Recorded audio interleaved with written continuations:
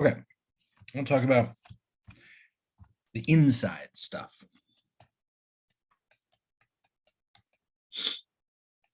So without the parentheses, it's a little harder to see, right? If I just write f of x equals cosine x, where is the inside of this? But once I put the parentheses here, you'll easily see the stuff that happens in here, that's the inside. Inside has to do with horizontal, and it's counterintuitive. Okay, we're going to keep that in mind as we analyze this. This is harder in some ways than the vertical stuff. So let's just start with cosine x. Here we go.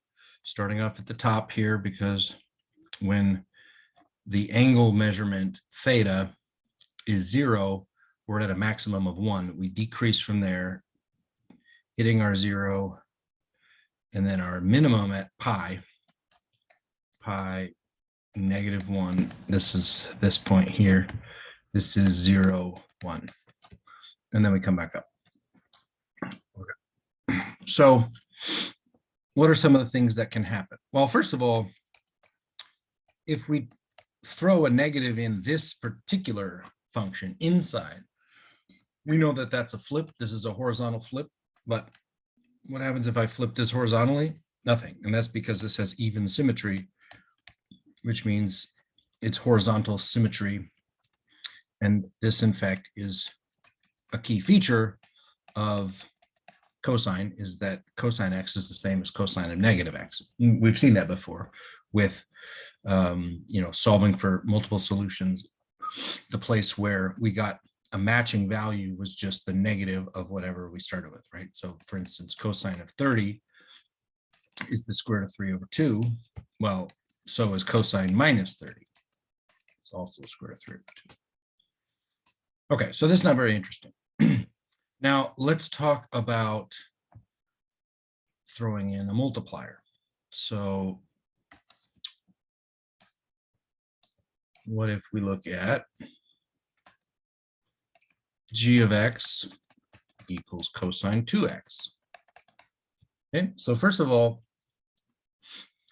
this multiplier should intuitively stretch something out, but because everything that happens inside is counterintuitive, this is the opposite of what we would think. It's actually a shrink of a factor of 2. So where we were accomplishing a whole period inside of 2 pi, that was 2 pi there, we're going to do that now inside of pi. So we're going to go whoop and down and up and hit our maximum again by the time we get to pi. And then we'll do it again and get back up by the time we get back to pi. So we actually do 2 periods inside of the regular 2 pi frame. Our period here is pi.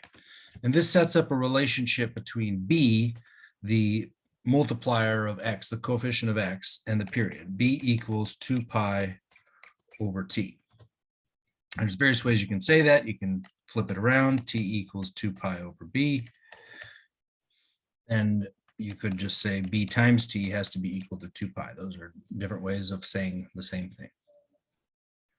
So if I tell you that the multiplier here is 5, then I can figure out that the period is 2/5 pi. Let me show you what that is. So I have a function, and it is cosine of 5x plus 1, and I want to know what the period is.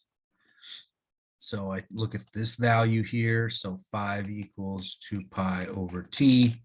So I just do a little proportional reasoning, and I end up with t equals 2 pi fifths. Okay, let's just go ahead and look at that example on Desmos real quick. I'm going to do probably without the plus 1 just to not confuse things. Okay, here we go. So looking at g of x equals cosine x, and then put it on the graph. There we go. H of x equals cosine 5x. put it on the graph. Okay, so this is a horizontal shrink. And if we look carefully, we should be able to see that we have a period of 2/5 pi. Now it's a little hard to tell because I got, oh, I think I did that on the wrong scale. Why is the y-axis? Just doesn't matter. Get back here and fix this up. Let's actually just make this pi fifths and then we'll be able to see it clearly. Okay. So this is one full regular period, 2 full regular periods, and then we're going to cycle through that 5 times. So this is 1, 2, 3, 4, 5 cycles in 2 pi. So 2 pi fifths is the amount of each period cycle. We can kind of zoom in to see that. Here we go. Let me take off those annotation marks. Yep, so 2 pi fifths is the size of one period. Yep. So the multiplier of the x value can be directly related to the period of the function, of the sinusoidal function. All right, now let's talk about the shift. So instead of having a multiplier, what happens if we move it? F of x equals cosine of x minus pi halves. So this is a shift. And again, it's counterintuitive. So we would think that subtracting something would move it left, but actually it moves it right. So this is a shift to the right of pi halves. So cosine of x minus pi halves should take cosine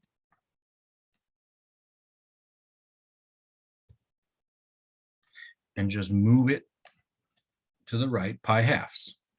So let's see. This is going to be then, this was negative pi halves 0, which is now shifted over to 0, 0. Now, if you're saying to yourself, wait a minute, I know a function that starts at 0, 0 and maxes out right off the top, and then this is exactly identical to this. But again, we can look at Desmos to kind of prove that to ourselves.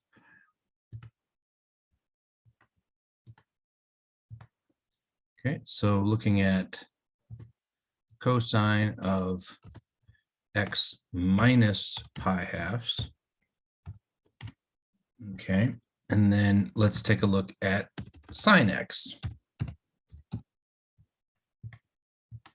Well, same thing. Blue, red, blue, red. It's the exact same function, written in a different way. Okay. So far, so good. Now where it gets complicated is putting these two pieces together. So you got f of x equals cosine of 2x minus 3. Okay. So first of all, I think it's better to analyze this as a factored pair. So just kind of give you the straight shooting way of doing this rather than kind of trying to explore why this makes sense and not the other way. So let's write down the two things that we see. We see an x minus 3 halves, so that means we have a shift. And again, minus 3 halves should take me to the left, but it's counterintuitive, so I know it's going to be a shift to the right of 3 halves. Then we got a multiplier of 2, but multiplier of 2 means, again, we're going to have the shrink of 2. And if we wanted to calculate the period, we could determine that it's equal to pi. So this becomes a little complicated because since I didn't shift it by a unit that's related to pi, things are going to get a little bit weird, but let's just start with, again, what does cosine look like? Okay, Then we got our shift, which makes it happen faster. And then we have a shift to the right of 3/2. So 3/2, how does that relate to pi? Well, pi halves is like 1.57. So this is going to be a shift that's a little bit less than pi halves, right? So we're coming to the right this way. And that means that we're going to end up, something like this.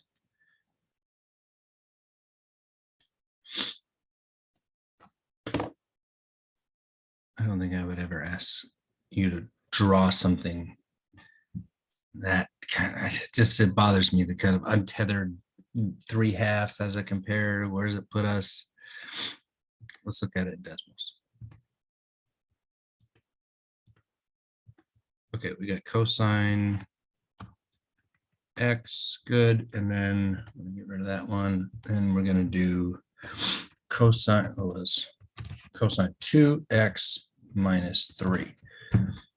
Okay, so before we do that, let's put on cosine 2x, because that's a nice place to start, right? So that speeds up this period. It happens faster, right? We get 2 periods inside of 1, and then we're going to shift it to the right. Okay, so the green has been shifted to the right. We took this point and we shifted it over to the right. So then the peak would happen at 3/2. 1. There it is. All right, so that peak has been shifted over to 3/2. 1. From there, there's nothing else that's really that nice, because we're going to have these decimalized values that are kind of like, this is like pi halves plus 1.5. It's not great. Okay. So at this point, we've looked at amplitude, midline. We've looked at the phase shift in the period, and now it's really just kind of bringing it all together. The key with this section is really to be confident about the transformations, to practice implementing those piece by piece, and use Desmos to help clarify your thinking and check your thinking so that you know you're on the right track. All right. Talk to you later.